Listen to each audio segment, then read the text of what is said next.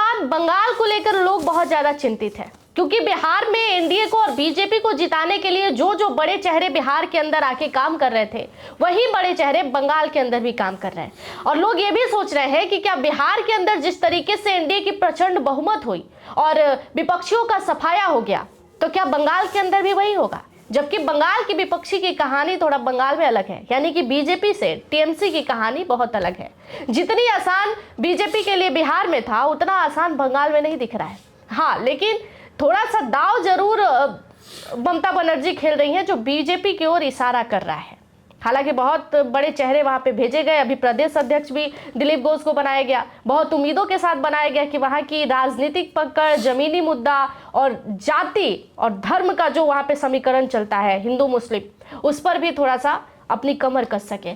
तो मेरे साथ अभिषेक पाठक जी हैं। चूंकि चर्चा बहुत तेज चल रही है, बिहार में बंगाल की चर्चा चल रही है, और लोग ये देखना चाहते हैं कि बंगाल में तो बड़ा मजबूती से एनडीए प्रचंड बहुमत में आई, बीजेपी ने बड़ा अच्छा प्रदर्शन दिखाया, जिसकी उम्मीद नहीं थी वो भी जीत गया।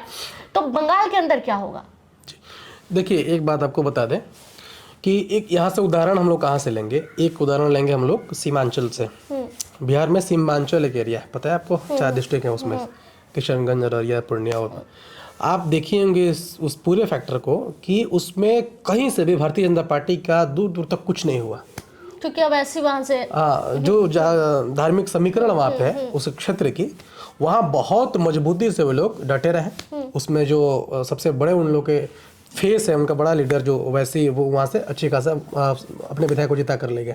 ठीक है, आप अब ये मुद्दा निकाल ही दिए, तो इस पर हम एक सवाल भी पूछ लेते हैं। आपने ओवैसी का नाम लिया, लेकिन कुछ लोगों से जब हमने ऑफ कैमरा बात किया और बंगाल को लेकर जो चर्चाएं अभी चल रही है बिहार के अंदर, लोग देखना चाहते हैं, बहुत ज्यादा उत्साह है कि भाई क्या होगा। तो ओवैसी अगर 5 विधायक जिता ही लिए, तो बिहार में कौन सा अहम भूमिका ला दी अपनी, और क्या कर लिए सरकार से? ना, चूंकि हमेशा हाथ मिलाने की खबरें आती है, कभी नीतीश कुमार से, कभी बीजेपी के साथ, लेकिन वो भूमिका जिस रोल में उनको होना चाहिए था, वो 5 विधायकों के साथ क्या कर लेंगे? ये देखिए, ये जो आप प्रश्न पूछ रही है उसका ये उत्तर ये होगा कि कोई इसलिए चुनाव लड़ना किसी क्षेत्र में थोड़ी छोड़ देगा कि हमारे विधायक 3 जीत जाएंगे, 2 जीत जाएंगे तो मेरा उससे फायदा क्या होगा। उसको तो शुरुआत करती है पूरे विधायक, वो शुरुआत करना कहीं ना कहीं बिहार में। और वो जिस समीकरण को लेकर चले थे यहाँ पे, वो दलित और मुसलमानों के समीकरण को असल में ढोने की बात कर रहे थे। वो इस समीकरण को लेकर चले थे यहाँ से, और उनका कहीं ना कहीं ये लक्ष्य है कि फॉरवर्ड जाति में तो हमारी दाल गलने वाली है नहीं, इसलिए मुस्लिम और दलित को दोनों को एक साथ लाकर वो कहीं ना कहीं पूरे बिहार में एक मजबूत स्तंभ अपना देने की कोशिश करेंगे वैसे। अब इस बात के लिए कोई चुनाव लड़ना, या फिर इस बात के लिए किसी को हम कोस या फिर उस पर प्रश्न नहीं खड़ा कर सकते कि आपने 3-4 विधायक लेकर क्या उखाड़ लिया। लेकिन राजनीति में इस सवाल की बहुत अहमियत है जी। अब हम आपको बता देते हैं क्यों। क्योंकि लोगों को लगता है कि अगर 10 सीट से हम जीत रहे हैं और 15 सीट हमारे पास है, तो हम उन्हीं 10 सीटों पर ज्यादा फोकस करेंगे और 5 सीट को ऐसे हंसते हंसते छोड़ देंगे, क्योंकि उसकी जरूरत हमारे पास नहीं है। और बंगाल में 100 ऐसे सीट है जिसमें मुस्लिमों का कब्जा, कहिए आप कब्जा, उस सीट का निर्णय सिर्फ और सिर्फ मुस्लिम समुदाय करते हैं कि यहाँ से कौन निकलेगा। जी, मैंने इसका उदाहरण बस इसीलिए आपको दिया था कि जैसे आपने बोला कि बिहार के चुनाव में जिस तरह भारतीय जनता पार्टी या फिर एनडीए की गठबंधन ने बहुत आसानी से फतेह हासिल कर ली, बिहार में सीमांचल का उदाहरण मैंने इसीलिए प्रस्तुत किया कि बंगाल में उसी तरह जितना मुश्किल है, और जिस तरह ओवैसी बिहार में उस क्षेत्र विशेष के नेता हुआ करते थे, उसी तरह ममता बनर्जी पूरे 100 या 110 सीटों पर बंगाल में उस समुदाय की इकलौती नेत्री है। और इसलिए मैं आपसे ये बात बोलना चाह रहा था कि बंगाल में जितना आपको लग रहा है कि चाहे वो शुभेंदु अधिकारी को ले लीजिए, घोष को ले लीजिए, ये बहुत बड़ा फैक्टर साबित होने वाला नहीं है। भारतीय जनता पार्टी अगर ये सोच रही है कि हम बहुत आसानी से जाकर फतह कर लेंगे और जीत हासिल कर लेंगे, ये कहीं से भी मुमकिन नहीं दिख रहा है। मुमकिन मतलब मुमकिन इन द सेंस कि जीत सकती है, लेकिन इतना आसान नहीं है वहाँ बंगाल का पूरा राजनीति, क्योंकि वहाँ पे जातीय समीकरण बिहार जैसा कुछ है ही नहीं। यहाँ पे बिहार में जो राजनीति हुई ना, यहाँ पे कुछ राजनीति तो ऐसे हुई कि एक तो है कि अगड़ी पूरी जातियाँ कहीं ना कहीं लालू यादव के उस काल से डरी हुई है, तो वो कहीं ना कहीं इस मुद्दे को अपने और अपने आने वाली पीढ़ियों के कान में ऐसा प्रस्तुत कर देते हैं जिससे वो डरावना और वो माहौल बनाकर लोग भारतीय जनता पार्टी की तरफ आ जाते हैं कि ये हमारा कायाकल्प तो नहीं कर सकते, लेकिन हमारे हानि नहीं पहुंचाएंगे।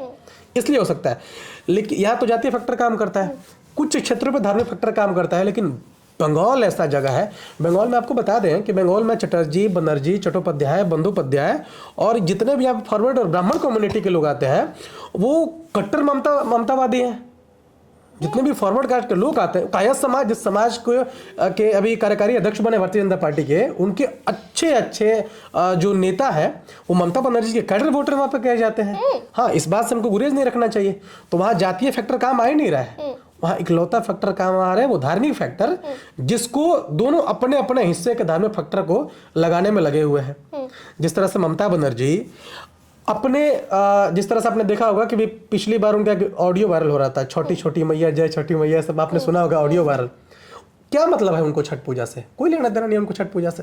छठ पूजा से बस इसलिए उन्होंने लेना देना क्या कि एक तो भाई हमारा जिस तरह हाँ इलेक्शन है, जिस तरह हमको ये शो किया गया है कि हम हिंदुओं के बड़े मुस्लिमों के तुष्टिकरण की बात करते हैं, और दूसरी बात यह है कि बिहार की बहुत सी संख्या वहां पर वैसी संख्या है जो कि बिहार से आज भी प्रभावित होती हैं, बिहार के चुनावों से प्रभावित होती हैं।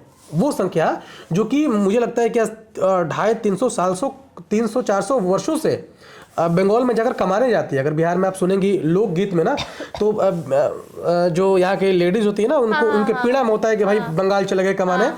तो मैं इसलिए बता रहा कि ये जो परंपरा है ना, मतलब आदमी जाता है बंगाल में कमा के वापस कहाँ जाएगा? बिहार आ जाएगा। तो यानी कि जो वोट वगैरह के लिए इन्फ्लुएंस्ड होते हैं वे लोग कहाँ से होते हैं? बिहार से होते हैं। ममता बनर्जी का छठ पूजा में छोटी छोटी मैया करना बस इसलिए था क्योंकि बिहार के जो वो प्रभावित लोग हैं ना, वो बस हमको समझे इसलिए बिहार के लोग ज्यादा इंटरेस्ट ले रहे हैं बंगाल के चुनाव में। और एक सवाल मैं और आपसे जानना चाहती हूँ, लोकसभा चुनाव जब हुआ था तब आपने देखा था कि कितनी मुश्किल से एनडीए की सरकार केंद्र में बनी थी जी।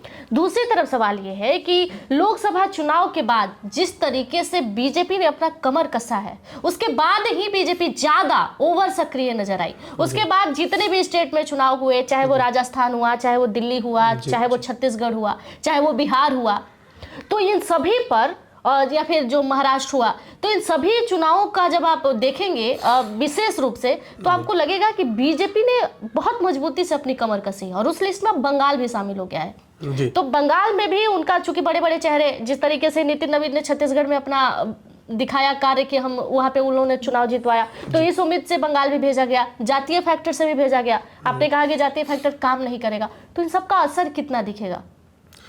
देखिए, मुझे लगता है कि जिस तरह भारतीय जनता पार्टी ने, आपने ठीक कहा कि जो पिछला चुनाव हुआ था उसमें भारतीय जनता पार्टी को कहीं ना कहीं ये अंदाजा लग गया था, जिस तरह उसकी सीट आई थी, या फिर वो इस स्थिति में आज भी है भारतीय जनता पार्टी के अपने बल पे वो केंद्र में सरकार नहीं बना पाएगी।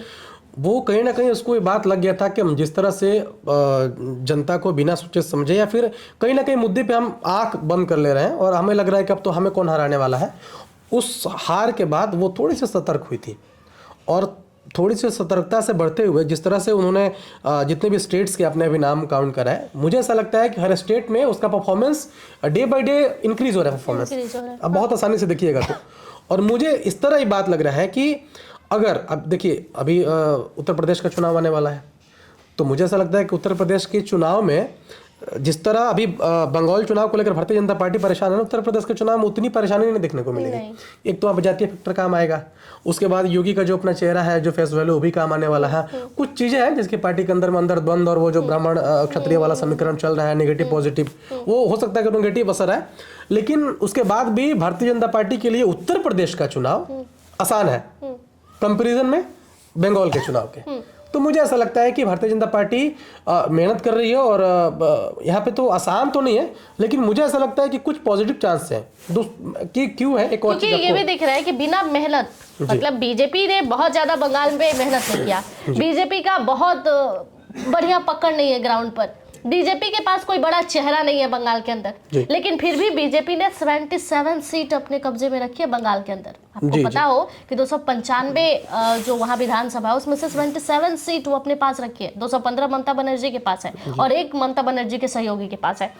तो बिना पकड़, बिना अपनी एक मजबूत चेहरा दिखाए जब भारतीय जनता पार्टी 77 सीट अपने खाते में रख सकती है, तो वो अगर काम करती है मुद्दे पर, अच्छा फेस देती है, अभी चूंकि प्रदेश अध्यक्ष वहाँ पे दिलीप घोष को बनाया गया, तो बहुत सारी चीजें बदल सकती है। जी बिल्कुल, देखिए जिस तरह आपने बताया कि जो 77 सीटें प्राप्त की पिछले विधानसभा चुनाव में भारतीय जनता पार्टी ने, आपको बता दें कि भारतीय जनता पार्टी बहुत मजबूत बंगाल में कभी रही नहीं। एक समय लगभग ज्योतिलाल दाम मेरे ख्याल से 35 वर्षों तक लगातार मुख्यमंत्री रहे, कम्युनिस्टों का गढ़ रहा है एकदम बंगाल। उसके बाद कांग्रेस आई सत्ता में, कांग्रेस से अलग होकर फिर ममता बनर्जी ने अपना पार्टी बनाया और ममता बनर्जी ने सत्ता के लिए संघर्ष किया। वुमेन होकर आपको याद होगा, आप हिस्ट्री में जाइएगा, आप चेक कीजिएगा गूगल वगैरह पे, तो ये लाठी खाई ममता बनर्जी। ममता बनर्जी सत्ता में संघर्ष पाने के लिए लाठी का ये छात्र आंदोलन से निकले हुए नेत्री है, आपको बता दें एक बात। और बहुत जमीनी जुड़ाव है। और दूसरा बात, वो बहुत साफ छवि की नेत्री है। ममता बनर्जी में व्यक्तिगत बहुत घोटाले वगैरह का आरोप नहीं लगा कुमार की तरह। हाँ, तो ममता बनर्जी को हम बस इसलिए फैक्टर से ये चीज देखते हैं। अगर ना, मैंने क्या कहा आपको कि ममता बनर्जी, अगर एक बात बताइए, वहां पे तो अगर हिंदू मुसलमान की अगर बस बात करें हम लोग ना, तो फिर तो हिंदू तो कैसे भी वहां पर अधिक है मुसलमानों की संख्या में, तो क्यों नहीं ममता बनर्जी को उखाड़ के सत्ता से फेंक दिया भारतीय जनता पार्टी ने पिछले चुनाव में। बस हिंदू, और ये बड़ा फैक्टर है। लेकिन उसके बाद भी आपको हम बात बता दें कि वहां के जितने भी बुद्धिजीवी वर्ग हैं, क्योंकि उन्होंने ममता बनर्जी के संघर्षों को देखा है बंगाल के लोगों ने, और इसलिए कि हमारी जो नेत्री हैं, पहले तो है कि अविवाहित है वो, उनके अंश से ना कोई पुत्र पुत्री और ना कोई राजनीति में, उनका जो उनका एक भतीजा है अभिषेक बनर्जी, जो कि मेरे ख्याल से भी 1-2 टर्म पहले इलेक्शन में भी मतलब एक्टिव हुआ है थोड़ा सा पॉलिटिक्स में, और वो तेज तरार नेता है। इस तरह नहीं है कि डल को उठाकर बैठा दिया गया और दे दिया कि तुम चलाओ। वो तेज नेता है, अच्छा नेता है, लोगों को उसके पास वो तरीका है कैसे बांधना, तो राजनीतिक अच्छी गुण है अभिषेक बनर्जी के पास।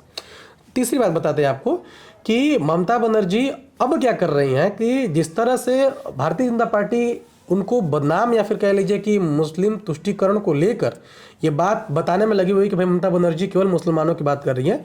वो पिछले ही चुनाव से दुर्गा पूजा जो कि पूरे विश्व में प्रसिद्ध है बंगाल का, वहीं से निकला हुआ पूरे विश्व में, दुर्गा पंडाल के हर पंडालों में जाना, आशीर्वाद लेना, अभी ऐलान कर देना कि दुर्गा आंगन बनाएंगे। जो अभी चर्चा हुई हमारी कि दुर्गा आंगन बनाने की उन्होंने जो ऐलान किया है, उसके पीछे कहीं ना कहीं, क्योंकि एक बार जान लीजिए कि पूरे बंगाल की जो अधिष्ठात्री देवी है ना, वो माता दुर्गा है। ये बहुत बड़ी परंपरा है, शुरू से परंपरा रहा है दुर्गा माँ के लिए। तो मुझे ऐसा लगता है कि ये सारे फैक्टर, क्योंकि हम लोग को ये बस लगता था कि जैसे जिस तरह से हाँ कुछ तो नेगेटिव चीज़ें घटनाएं घट रही हैं।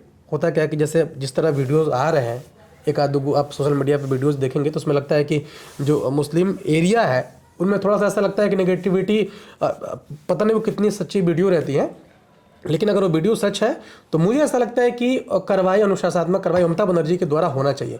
क्योंकि मैंने जिस तरह आपसे ममता बनर्जी के पॉजिटिव फैक्टर को काउंट कराया, अगर इस पॉजिटिव फैक्टर के साथ अगर हिंदुत्व की एच भी अगर वो ले गई ममता बनर्जी, तो भारतीय जनता पार्टी को हम दावा कह के दे रहे हैं कि फिर से इस बार सत्ता से दूर रहेगी ममता बनर्जी को। हम लोग इस बार बस भारतीय जनता पार्टी, इसीलिए तो ममता बनर्जी वो दाव भी खेली है ना। ममता बनर्जी के माइंड में ये बातें पहले से सेट है जी कि बीजेपी यहाँ पर हिंदू मुस्लिम करेगी। और चूंकि बीजेपी ही नहीं, वो तमाम लोग जानते हैं कि ममता बनर्जी के कैबिनेट को भी जब आप देखेंगे तो वहाँ पे मुस्लिम समुदाय की मंत्रियां सबसे अधिक हैं, उन्हें जगह दिया गया है जी। तो बीजेपी ही नहीं है, सब लोग कहता है कि बंगाल के अंदर हिंदू मुस्लिम की राजनीति होती है। तो ममता बनर्जी को ये बात पता है कि बीजेपी यहाँ आएगी तो मंदिर मस्जिद करेगी और मुस्लिमों को मेरे साथ कनेक्ट करेगी, क्योंकि मुस्लिम रहेंगे भी, मुस्लिम तो बीजेपी के साथ जाएंगे नहीं। बिल्कुल। और ये हिंदू मुस्लिम करें उससे पहले हम दुर्गा आंगन बनाने का ऐलान कर दें और हिंदू जो हमारे इधर भी कनेक्ट है, और जो कि ये काम वो पहले से कर रही हैं। और उन्होंने कहा है कि बिहार वाला काम हम बंगाल के अंदर नहीं होने देंगे, और बंगाल के बाद फिर हम दिल्ली भी देखेंगे। जी देखिए, एक बात आपको बता दें कि एक तो हम लोगों को एक बात समझना चाहिए कि जो बंगाल का मतलब जो वो वर्ग है जो पढ़ा लिखा है, पहले तो वहाँ पे लोग एडुकेटेड है। आपके एक नारा से, आपके फेसबुक के उस पीआर की फीड से लोग अपना वोट नहीं बदलते, पहले आपको बता दें। ये बस अगर हम लोग बस इतना समझ कर बैठ गए ना कि हम उत्तर प्रदेश और बिहार के आदमी हैं, अगर मेरे फेसबुक पे आ जाएगा कि भाई यहाँ तो मुसलमान जल रहे हैं तो हिंदू जल रहे हैं, हमें इस बार इस पार्टी को वोट देना है। बंगाल के लोग बहुत शार्प माइंडेड होते हैं, आपको बता दें। मैंने इसीलिए आपको बार बार बात कह रहा हूँ कि अगर ममता बनर्जी के साथ उतना बड़ा हिंदू मतलब रेशियो, उतने बड़ा जनसंख्या में अगर भारतीय जनता पार्टी का मतलब प्रोपेगेंडा फैलाने के बाद भी अगर हिंदू ममता बनर्जी के साथ जुड़ा हुआ है, तो मुझे ऐसा लगता है कि चाहे भारतीय जनता पार्टी का पीआर पे करोड़ों रुपया खर्च कर ले, क्योंकि एक तो है कि वहाँ सत्ता से दूर है, तो जब तक जो पार्टी सत्ता से दूर होती होगी वहाँ के व्यक्तिगत सरकार के लिए कुछ कर नहीं पाएगी, कितने हितों की बात कर सकती है। तो भारतीय जनता पार्टी के पास अभी एक मुद्दा है कि ममता बनर्जी को एंटी हिंदू घोषित कर दे, जिससे वहाँ पे जितने भी बुद्धिजीवी वर्ग है उनको ये लग जाए कि भाई ये हमारी वो ममता बनर्जी नहीं रही जो हिंदुत्व की कोई बात किया करती थी। और वहाँ के लोग, मैंने कहा ना कि बंगाल, मुझे लगता है कि पूरे देश में जितने भी प्रदेश है ना, वहाँ पर बंगाल इकलौता ऐसा राज्य है या फिर 2-4 राज्यों में से एक राज्य है जिसने कम्युनिस्ट माइंड वाले सरकार को भी 35 साल पोषण दिया है। 35 साल ज्योतिलाल दास को, और वो ज्योतिलाल दास समय में भारत के सबसे बड़े नेता हुआ करते थे, वो लगातार मुख्यमंत्री बनी और उस मुख्यमंत्री को रौंद कर ममता बनर्जी आई थी।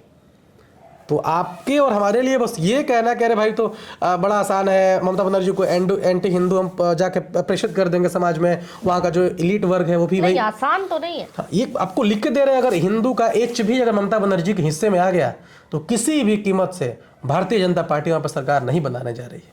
तो देखिए, बिहार में बहुत ज्यादा चर्चा है कि भाई बंगाल में क्या होगा, उत्तर प्रदेश में भी चुनाव है आने वाले समय में, और बंगाल अभी भाई सब सोच रहे हैं कि बिहार के अंदर तो प्रचंड बहुमत एनडीए ने ला दिया, अब बंगाल के अंदर क्या होगा, क्योंकि बंगाल के अंदर उनके पास कोई मजबूत ऐसा गठन नहीं है, ऐसी कोई घटक दल नहीं है जिसके सहारे भारतीय जनता पार्टी जो है वहां पर अपनी झंडा गाड़ सके। बिहार के अंदर था क्योंकि नीतीश कुमार थे, लेकिन वहां पर नहीं है, और बीजेपी की ये सबसे बड़ी कमजोरी भी है। दूसरी तरफ वहां असली प्रदर्शन बीजेपी को देखना है कि बीजेपी अपनी असली पकड़, असली कमर, असली पैर बंगाल के अंदर कैसे जमा सकती है, क्योंकि बीजेपी का असली प्रदर्शन अगर दिखेगा तो वो बंगाल के अंदर ही दिखेगा, क्योंकि बंगाल में उनके पास मजबूत कोई घटक दल नहीं है। तो इस खबर पर आपका क्या राय है, कमेंट सेक्शन में जरूर बताइएगा। बाकी की तमाम जानकारियों के लिए जुड़े रहिएगा हमारे साथ।